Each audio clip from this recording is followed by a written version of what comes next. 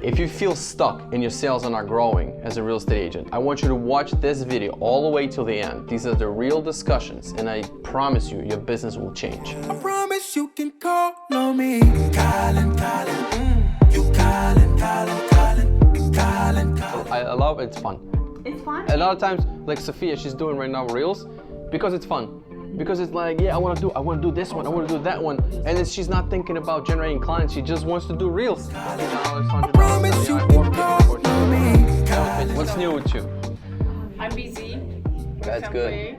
That's very good. But the point is, I noticed I will promise myself to start since Monday on Chime, and I will focus on Chime. And I did. We're gonna have the training on know, Friday. I'm gonna show something that I've been using lately. You know. That's what But why are they calling you?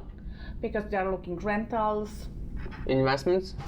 you know, rentals for them. You got a bunch of listings, yeah? Where you get them from? Okay, one, I was recommended by the person. I'm so surprised. I know her, but you know, I didn't. That's from your talk to database? her. Yeah, but you know, I didn't call her, I didn't talk to her, I didn't send her anything, and then. So why would she recommend you, do you think? Because I think I'm good agent and good person, and I will. So she has some experience with you? Not as an agent. So how does she know? Well. Because you have some personal relationship. Yes. So being a good person goes a long way. Yes, and you know, it's just like How does she know you're still in the business? Maybe Facebook. I don't know. Maybe? Facebook. I don't know. You gotta ask. Absolutely. And I think it is. I absolutely. I think that's what it is. I'm just like waiting right now. They're not thinking about you all the time. Yeah, no, I'm It has to be more. top of mind. So for some reason, you were top of mind. What are you guys doing here? So we will probably ask Getting ready for the seminar. Yeah, they're getting ready for the seminar. They're doing a home buyer seminar on Saturday, which they already did once. They're gonna do it again. Yep. You excited? Yeah. I did it again. And Do you have a lot of people who registered? 50. 50? 30 will show up.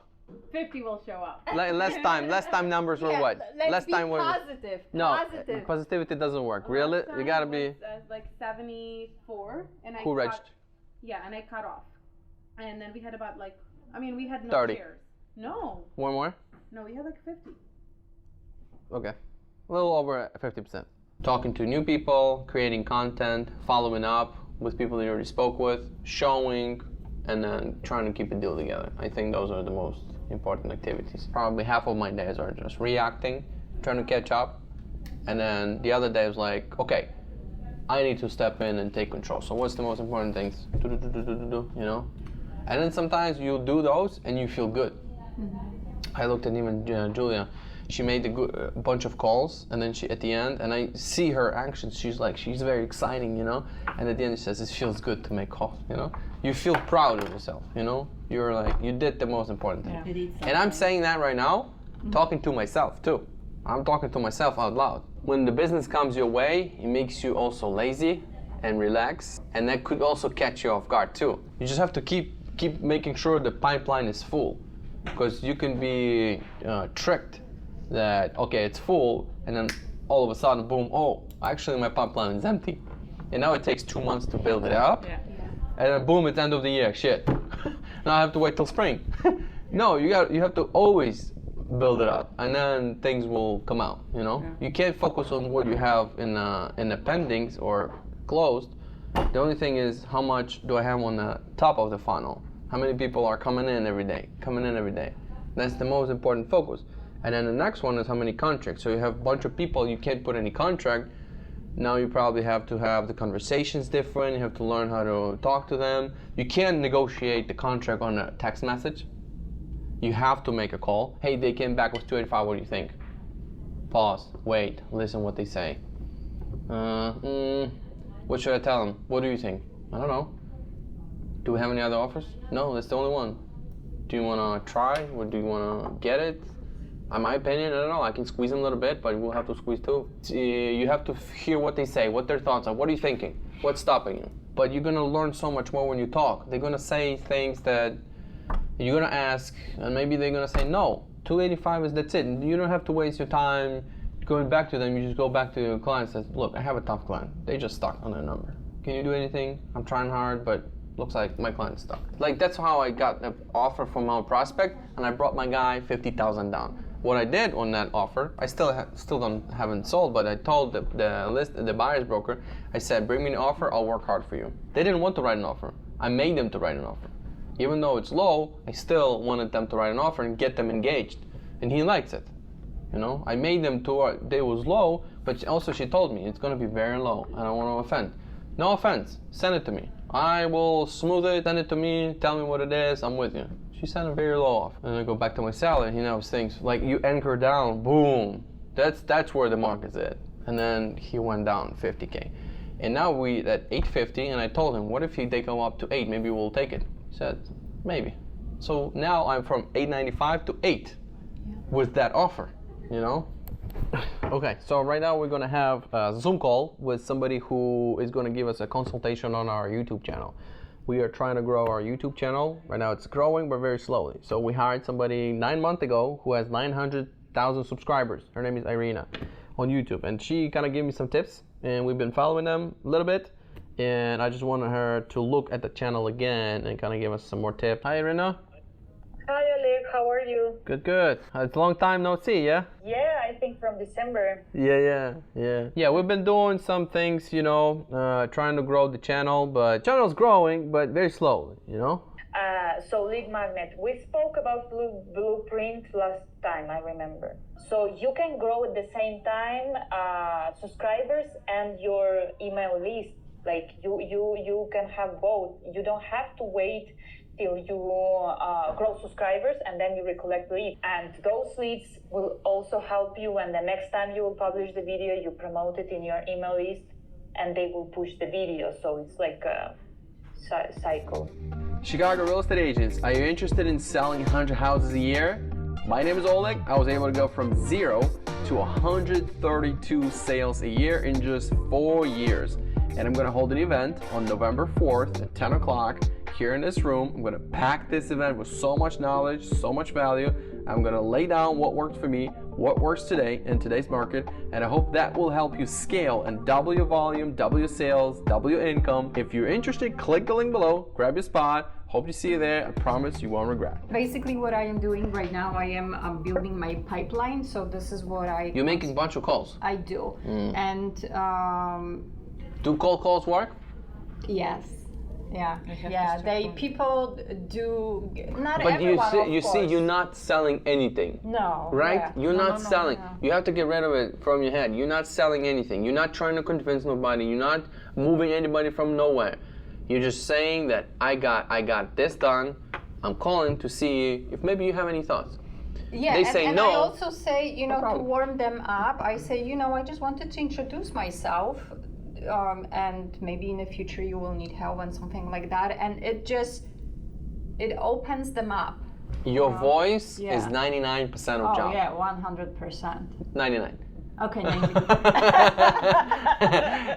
The 1% is the words you use and where you're going with your voice. Yeah. But your voice, like how you're gonna say it and tonality, is gonna dictate how their reaction is gonna be, for sure. Because and most of them, because many times they pick up the phone and they are just kind of mad that you are calling them. But then when you keep talking to them and you know how to use your voice, they will warm up and they will open up and they will start conversation. Mm-hmm. That's what I know. trust me, there's nobody who's gonna yell at you. If your voice is good and it's inviting and welcoming and your intentions are good, you're not selling nobody, you're not trying to convince nobody, look, you gotta move.